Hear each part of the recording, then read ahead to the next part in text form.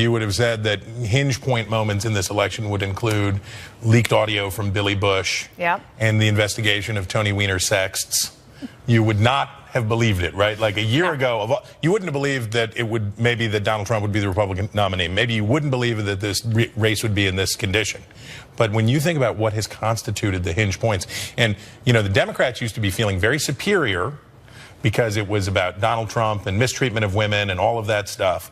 And the fact that this drags Anthony Weiner and how long they put up with him, how tolerant they were, and all of that stuff back into the story is something else. Yeah, so on Friday when the news broke that the email investigation was being well, not reopened because they never really closed it. They never closed it, right. New life has been breathed into it, and, you know, there wasn't any other information as to why, because Comey's letter was fairly just straight to the point and doesn't get into any details. No point, yes. Right. So then, about 2 hours later, I get an email from Greg Gutfeld to the 5 show, and he said, it's the New York Times reporting is connected to Anthony Weiner. And as a former press secretary, I'm just hoping so much that one of the press people on the Clinton campaign will write a book one day to tell me what went through their mind. Because if I found out that it was Anthony Weiner's sex messaging that was going to cause a huge problem for Hillary Clinton in these last 9 days, I probably would have, like, said words. Some of them shorter, some of them good Anglo-Saxon short words. I said on Friday that I thought that on the Richter scale of political politics, presidential politics, this was a 10. What do you think? No, it's not a 10. It's big. You know, the later, here's 2 ways to look at it. One way to look at it is that the election is already probably about 20% done. Because of early voting. So we're getting closer. As I wrote in Halftime Report this week, the way to think about the election isn't that it's 9 days away. It's that it's 20% over. Okay. And think of it as your little loading bar on your phone that as the app is downloading, we're loading. So it matters a lot. People are going to the polls right now. How will it affect? Will it affect Republicans? Yes, because it gives Donald Trump something to talk about that's not about Donald Trump. It lets him be on the attack. It lets Republicans feel a surge of optimism, like this thing's not over. We can do this. Yeah, at the rallies that Trump has, it's just the energy is incredible. Right. They are so excited. They're fired up and ready to go, as Barack Obama used to say. How does it affect persuadable voters, or what I will call soft Clinton? Okay. These are suburbanites who maybe don't like Hillary Clinton. Remember, her favorability rating is like... We have this, actually. What is it? We have favorability rating poll. If we could pull that up and we could show the people at home who are watching. Hillary Clinton is at 45% favorable in the Fox News poll, and Donald Trump is at 42% favorable. And look at those unfavorability numbers, though. Yeah, 53 and 56. That's right. Less favorable than a raccoon. I mean, that's really almost a tie, though. Garbage. Well, like a tie of failure. Right. A failure tie. You know, that would be like if Charlie Hurt and I ran the Marine Corps Marathon today, we would have tied by dying at the 4th mile. If you got to 4 miles. Right, exactly. Just right there. But how this affects soft Hillary vote. How many people who were, I hate Trump, I'm going to vote for Hillary, and you get this and you go, ugh. But there's one more fundamental question that we have to answer here. The United States didn't have a federal police force. We had the Secret Service to deal with Treasury stuff starting in the 1860s. But we didn't have a federal police force until the 20th century. One of the reasons we didn't want is that we didn't want the federal government being too meddlesome. No. And it was interesting. The Clinton team was very happy when James Comey said, we don't want to interfere with an election. And the Trump people said, boo, interfere. Hack, you hack. And now Comey says, light interference, like we're going to lean into this a little bit. And now the roles have reversed. So I would just say all Americans ought to be concerned about the federal government meddling in elections, but, but don't take the word for either partisan about this like they have an objective opinion. I was thinking about the Hillary Clinton team. So they're so mad about the timing of this. But I really think they need to point the finger at themselves. They broke off the investigation for so long. They demanded like the secrecy, and you read the stolen emails. Holy crocono! You see what they're saying. And you know what I just read? Apparently, there's a source within the FBI that is telling a news organization, I can't remember. But it's not on Twitter, though, so it's got to be completely accurate. Yes. That there are 650,000 emails on this computer that they've seized. How many of them are of Anthony Weiner? hopefully not as many. Can you imagine the poor FBI? They actually have so much to do, and they're like sorting through the emails. Like, okay, yeah, this one's inappropriate. More inappropriateness. So 100,000 pictures of Anthony Weiner's. No, let's hope area. not. Oh, jeez. So we're going to get into the data dive a little bit later on, because you have information as to how much can an October surprise like this actually swing an election. It's a really good data dive. I'm very happy about this data dive. You are totally welcome to pat yourself on the back. I'm a glow. All right, coming up, our panel joins us with just one critical week left in this 2016 campaign. The election team has been working overtime. They're getting ready to bring you wall-to-wall coverage of that big night. In rehearsals, they were so good. The American people deserve to get the full and complete facts immediately. The director himself has said he doesn't know whether the emails referenced in his letter are significant or not. I'm confident, whatever they are, will not change the conclusion reached in July.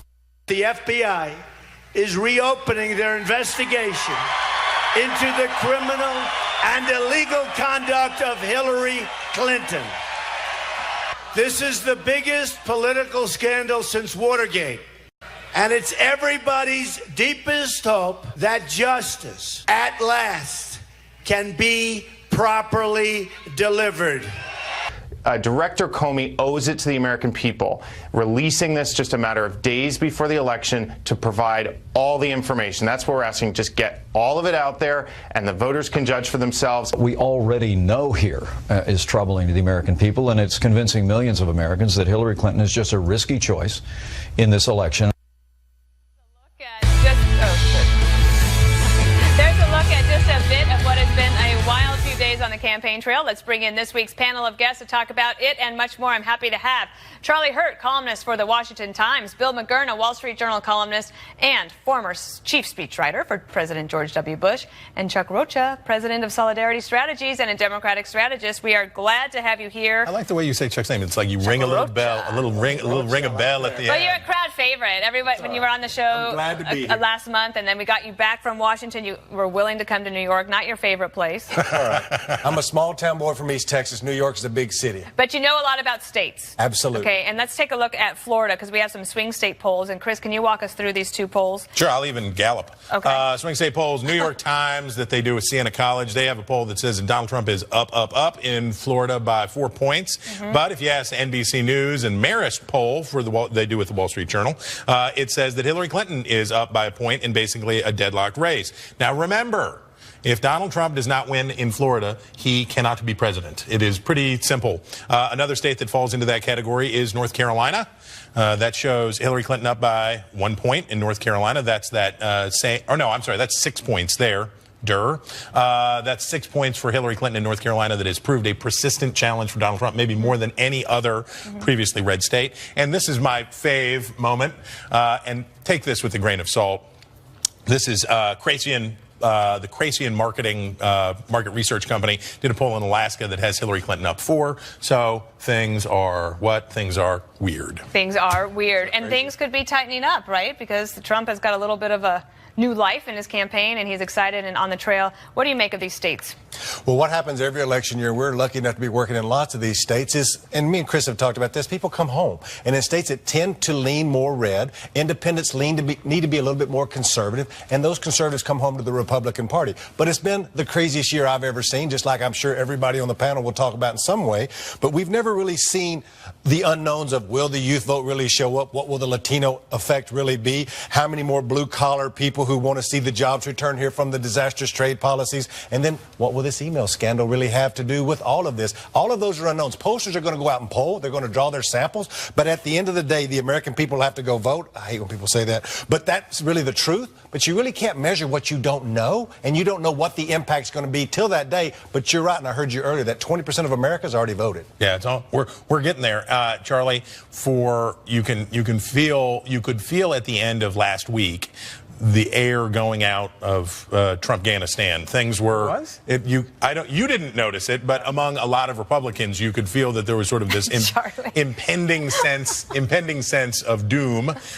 If this until Friday at 2, right? Until this, but this revelation change that. This was an attitudinal shift at the very least for the GOP. Well, yeah, definitely. But I would have actually argued that he was starting to bounce back a little bit from a really, really horrid couple of weeks. Right. Where, I mean, the guy had... Even in our Fox poll, remember? Because he came up, now is only 3 points. Yeah. And so that sound I heard was just him getting bigger and greater and elevating.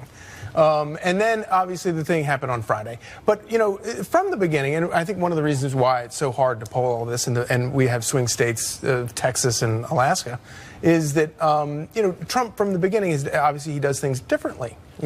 Fair. He steps out of the rule book. But he's run very much a national campaign, which may turn out to be a very bad thing come Election Day. And so something like what has happened over the weekend with the emails is very much a sort of that helps a national, you know, that's not targeting some little place in one district in Maine that he needs to win. It's a national thing where everybody is talking. And he gets national media coverage wherever he goes. Bill, you remember 2000 and that very important state of Florida. Yes. Things are tightening up in Florida, and I saw that Hillary Clinton is there today. She went to everything, church, gay nightclub, she soul did everything. Food, every box you could check, she did it today. And Donald Trump is going to spend a lot more time there this week, which I think probably makes a lot of sense for them. Yeah, I think as Chris said, without Florida, it's really hard to see how he gets to the presidency. And even with Florida, it's a bit difficult for him. Look, I would say that 2 weeks ago it was really dire for the other Republicans because Donald Trump was tweeting about opposing the other Republicans like Paul Ryan. And so what you face is the prospect of the perfect storm where the never-Trumpers would vote against the top of the ticket and the Trumpers, if they thought they were going down, would vote against the bottom of the ticket. Right. That doesn't look like it's happening. No, as Chuck was saying, maybe everybody's coming home, Democrats and Republicans, and Gary Johnson's. No. We'll see. Well, 9 days is a long time. It is. I think the Senate races is where we really have to look. Well, don't steal our later segments, Because Chuck. that's what we're talking about next. We gotta have a whole we're going to come back to your panel. Right. That's going to be big. Those who might be the most interested are those down-ballot Republicans. Is this the lifeline they needed to hold on to the Senate? We're going to talk about that next.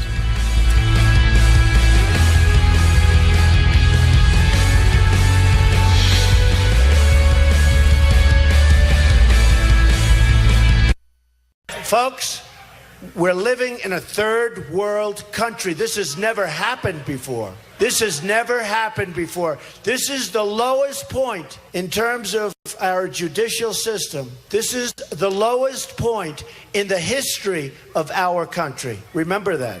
And when I talk about a rigged system, let's see what happens.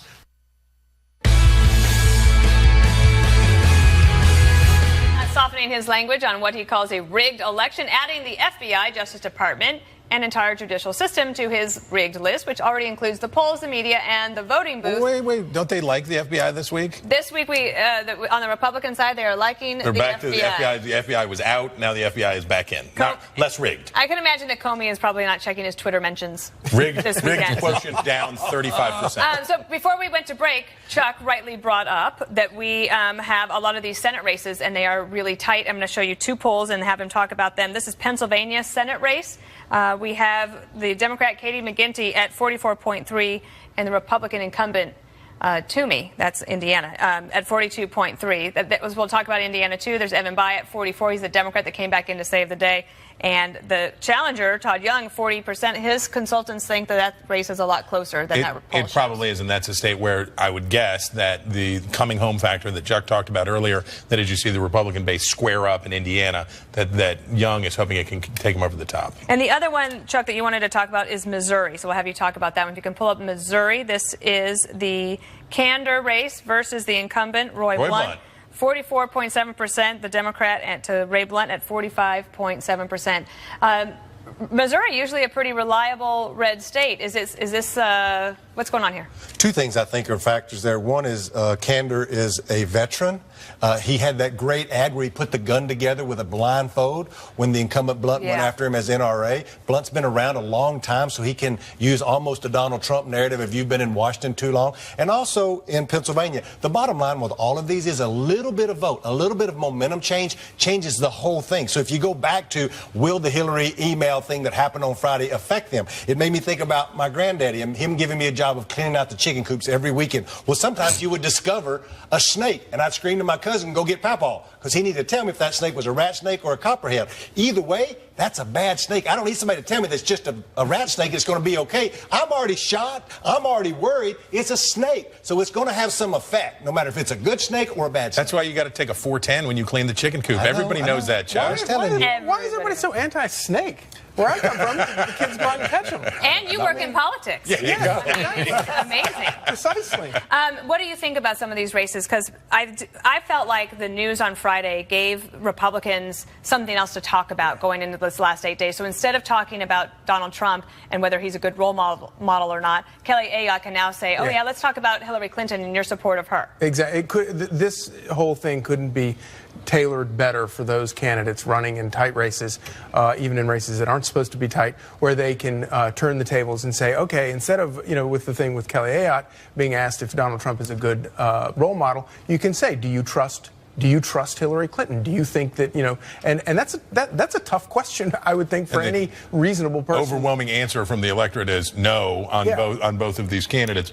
Bill, Charlie mentions the New Hampshire race, and I find it one of the most interesting. I think it and Pennsylvania basically constitute the breakwater for the Republicans in this election. If Kelly Ayotte and Pat Toomey can hold on election night, I think you're probably looking at a Republican retain, but if not, probably and they're very different in the sense that the gap is a lot higher for Kelly Ayotte with Donald Trump. She suffers a lot more. Pat Toomey's always been in competitive races. He's won always. I mean, that's the Pennsylvania seat. It's been like this.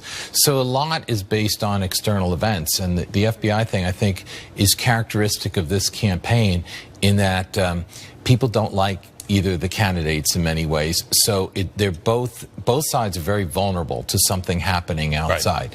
And that could be a tape of Donald Trump, or it could be an FBI investigation. Because Hillary Clinton had been doing quite well in the suburbs of Philadelphia. So my question for you is, a lot of that apparently was down to women deciding to vote for her. On an email story like this, does that keep them home from voting? Because they don't have early voting in Pennsylvania. Well, they don't have early voting to speak of in Pennsylvania. You have to have an excuse if you need to vote absentee. But the issue here becomes how much time is left.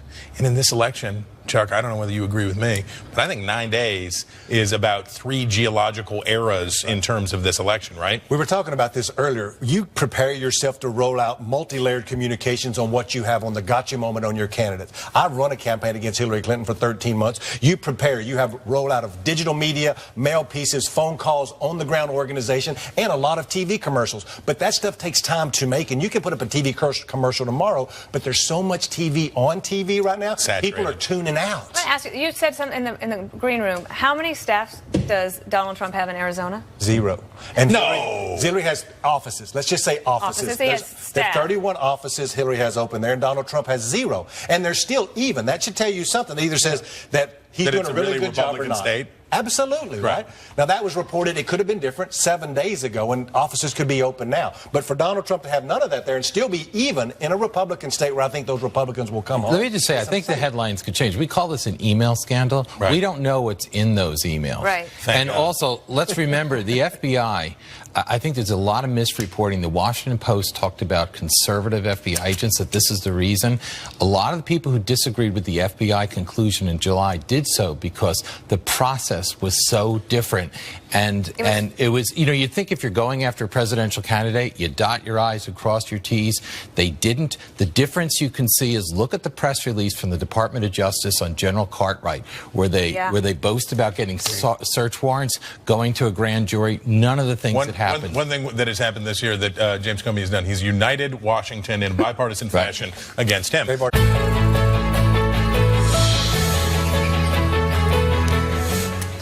It's time for the I'll Tell You What Data Dive. Let's dive in. We'll start, of course, with last week's halftime report average. Was it? What did it say? Oh, Hillary Clinton was winning by a lot. She was winning by more than 6 points. What is it this week? Dun, dun, dun, dun. Not so much. Her lead has been cut to 4.6 points. And remember, as we pointed out earlier, almost all of that, except for 1 day of a 3-day tracking poll for the Washington Post, came before the revelation on Friday that James Comey was looking at Tony Weiner's computer. All right, so we had an idea, and that idea was, given we're 9 days away from the election, what is the historical track record? This was Dana Perino wanted to know, and fortunately, I work with smart people who are smarter than me and can answer questions like these. And the question was, how reliable have polls been at this point out from the election? And you have answers. I have questions, you have answers. Answers were provided. And so in 2012, what did the polls say? Said that Barack Obama 47.4 and Mitt Romney 46.2. Both of them went up, but Barack Obama went up a lot. He went up to 51.1%. Mitt Romney went up to 47.2%. I don't know whether you remember that, but he lost. Okay, in 2008, what happened? Barack Obama 50.4%, John McCain 42.8. We kind of knew what was going to happen that year. But they both go up by about 2%. But they both go up 2%. The polls, the margin remains, but they both, this is what happens when you see the undecided come in. What did it look like in 2004? 49.6 for George W. Bush, John Kerry 46.6. Now, again, I should point out, this is an average of polls. This is if we were doing the halftime report average at this point in each of those cycles. 9 days out, the 5 most recent reputable polls would show these two averages. And George W. Bush did a little bit better. John Kerry did quite a lot better, but not enough. And then to the granddaddy of them all, back in 2000, what did they say? 46 to a little less than 43. But then George Bush lost the popular vote. I don't know whether do you remember that, guys? Bill, do you remember that? I don't know whether you remember that. Whether you remember that, but George Bush lost the popular vote but won the presidency. Hang your chads high.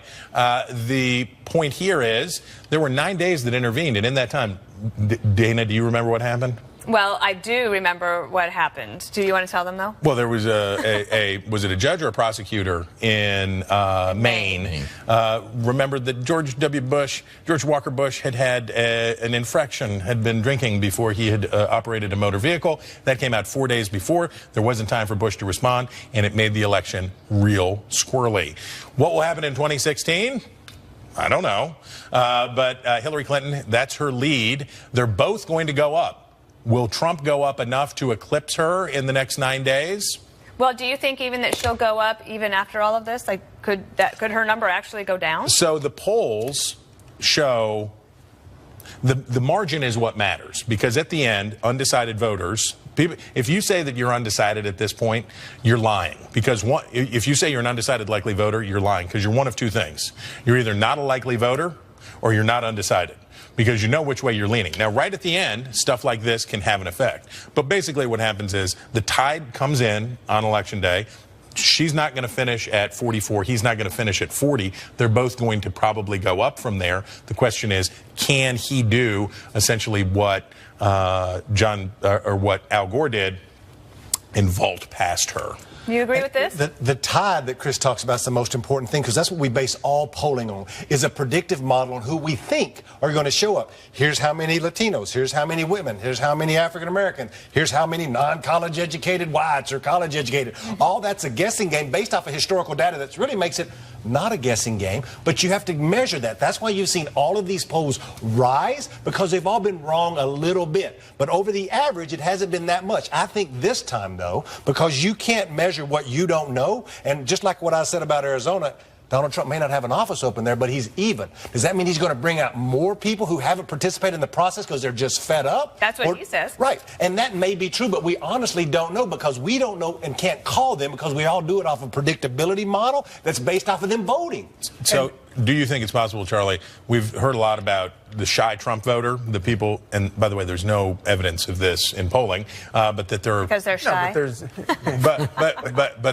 But there, don't you think that probably there are shy voters for both of these candidates? I think that embarrassed Hillary voters. And they're going to do what they got to do. I do think that there are a lot of them on the Trump side because you get horribly vilified by the media, by going out to the bar, by your wife, whatever. By whatever. I like how Charlie. This is hypothetical for Charlie, right? It's totally hypothetical. I just happen to enjoy it. And this is those numbers you just showed. That's where the real problem for Donald Trump lies, is that in all those cases where they closed at the end and their numbers went up, they had a unified party with the nominee, and you had a huge ground game operation working. And Donald Trump has to overcome that with enthusiasm. All right. Welcome back. We're going to lighten it up for a couple of minutes. Yes, it is our patented, never been improved upon, Perino and Stirewalt news quiz. Dun, dun, dun, dun. And our first question goes to Carlos Charles Hurt.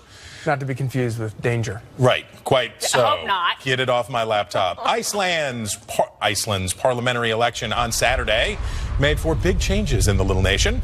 The ruling Progressive Party got wiped out, and Prime Minister Sigurdur Ingi Johansson was forced to resign after big gains from the center-right Independence Party. I object. But the big surprise was for this new party, founded in 2012 in response to a growing wave of outrage over public corruption in Iceland. Name the party. Is it A, the Puffin Party? They're adorable. B, the Viking Raiders. C, the Janitor Party. Or D, the Pirate Party? This is an actual party. This is the actual party that was on the front page of every newspaper. The answer to this, it's the Pirate Party. But that makes me very mad because I don't know anything about Iceland, never been there. How do you know that, though? Because you read the news. Because Charlie reads the newspaper like a 100-year-old man. The news quiz. And the next question goes to Bill McGurn. And, of course, he writes for the Wall Street Journal, so he's got to get this. In what has become an unhappy quadrennial ritual for the Democratic Party of Warren County, Ohio, someone dumped a truckload of manure in front of the party headquarters in the town of Lebanon, about 35 miles northwest of Cincinnati. Yep, there it is. Just like in 2012. How many electoral votes does Ohio have? A, 28, B, 10, C, 18, or D, 21? I would say A, but I'm not sure. A, 28 votes? No, is it? I don't even know what it's C, 18? Yes. It's only 18? It really is only 18. All this fuss? Well, because it keeps shrinking. It keeps shrinking. No, this is rigged. Right, it's rigged. It's rigged. Before Donald Trump, I know they had 28. That's right. Took a lot of those away. Wins or not. And our final question, news quiz question, goes to Chuck. Okay. To preserve and restore one of its most treasured artifacts, the Smithsonian Institution in Washington turned to the crowdfunding site Kickstarter to raise the $300,000 it needed, and got an enormous response, raising the money in less than a week. What was that artifact? Was it Dorothy's ruby slippers from The Wizard of Oz? Was it Thomas Jefferson's diary from Paris? The Fonz's jacket from Happy Days? Or D, Neil Armstrong's spacesuit? Fonz's jacket from Happy Days. You say that because you want to be cool like Fonz, but the uncool answer is that Dorothy's ruby slippers from The Wizard of Oz. I have a question. But every time you look in the mirror to comb your hair. Wait, don't talk about hair. Let me ask you something. Don't they have to save these shoes like every 6 months? I swear this story comes up over and over again, saving Dorothy's shoes. Are you accusing the Smithsonian Institute of a scam? Not really, but I mean, I'm sure it's rigged. This is like a going out of business sale? It's got to be rigged somehow. All right, we got to get to this because people are crunching numbers in candy bars this weekend as Halloween festivities have taken place all weekend with the big day tomorrow. We've been inundated with polls about the presidential election, but this year, Influencer.com found out what America really needs to know. What candy Americans eat by region. Here's the candy electoral map that they came up with. And we have here some things that we want to show you. Now, Chris Stirewalt actually comes from West Virginia. I don't know who gives Oreos on Halloween because they're going to crumble.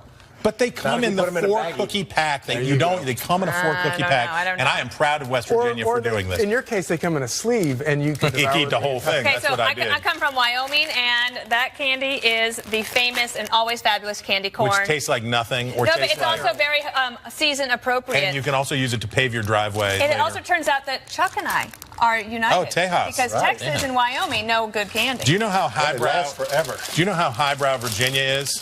Charles Hurt's Virginia is so highbrow that they don't just have Reese's peanut butter cups. They don't have Reese's cups. They have Reese's Pieces. So congratulations to you. For more chocolate. And this does not reflect his mood because he's a cheerful guy. This is Bill McGurn is from New Jersey, and Sour Patch Kids are your favorite Not embittered. candy. Yes, I would say I've got 3 children, and I've had a lot of experience with Sour Patch Kids. Do you get a lot of trick-or-treaters? We do get a lot of trick-or-treaters. I would have said Kit Kat bars from what the evidence. Do you have a favorite candy you like to give out? No, Mrs. McGurn takes care of that. In the country, well, she tries to find one that we won't eat. That's good. So we have enough for the trick-or-treaters. Remember the peanut patties? Yeah. I remember as a young child, and I don't see them no more, but them little peanut patties, it was all sugar with a bunch of peanuts in it. It was like orange. I'm sure it was really natural. But are you talking about the circus peanut? The peanut from outer space that squeaks when you bite into it? Yes. That is a hideous undertaking. Absolutely. Do you remember, now the orthodontist in my neighborhood always gave out toothbrushes, which we found to be a real... in your little trick-or-treat bag? Yeah, and a real insult to go by. Yeah. What is your preferred? That's a total downer. That's a total downer. What's your preferred? I'd probably go with Kit Kat bars. You can't beat I like the Kit Kat. I like a Reese's peanut butter cup. These are all on the list of foods that I can't eat anymore. You don't eat any of these anymore? York peppermint patty. That was always kind of a good one because you didn't usually really get that. living on the edge. But raisins. I don't like getting raisins. A breath mint? Oh, who gives raisins? Some people do. Awful bad. The little packs of raisins, right? Remember the rich families? You'd go to the big houses, they'd give you the full-size candy bars you thought you'd hit the lottery. That's what I remember. That's because they forgot to get candy for the neighborhood. All right, now the question I have, and we just have a quick minute here. The question I have is, when we talk about how late it is in the election, we did talk about 20% left. Am I right or am I wrong, Bill, starting with you? 9 days is quite a while, right? Oh, I think it feels like a lifetime. As I say, especially in this campaign where people are not enthusiastic in many ways, high negatives on both sides, you're very vulnerable to outside events. There's no way that the Hillary Clinton campaign doesn't have some radioactive waste. Well, I think they're rooting through the Howard Stern archives right now. But I'm going to disagree because you were also just saying that 20% of this election is already done. So if you actually had some sort of bombshell, wouldn't you have wanted to get it out before people had early voting? But I think that the gentleman from Texas, from the candy corn state, will back me up, which is most of the people who vote early are already committed partisans. Yep. Those votes are going to be whenever they're cast, they're going to be cast for the predetermined. That's a fact. We went back and looked at those people, and most of them are very active in their primaries. There are people who are going to show up to vote anyway. They get it out of the way, and then so they can work on Election Day. And I do think now with the new way that we do campaigns with micro-targeting and digital sites and all the things that we do online, that there's a way to react quickly to this stuff, unlike in the old days when you had to print a newspaper and you had to do the things that we did, make a TV commercial with a hand crank. Well, now we can get this thing out at night on your iPad and on them fancy Twitters and all them things. Can I ask you, Charlie, about Hillary Clinton's tactic? Because on Friday she was kind of calm. She was fine. Within 24 hours, they are then attacking Comey and going after him personally and playing the victim. Is that something she's done before? And she's also kind of joking about it now, which is kind of strange. And her whole line of argument that, I think the people should know everything and have all the information is just, I mean, that's a little bit too rich coming from the Clintons.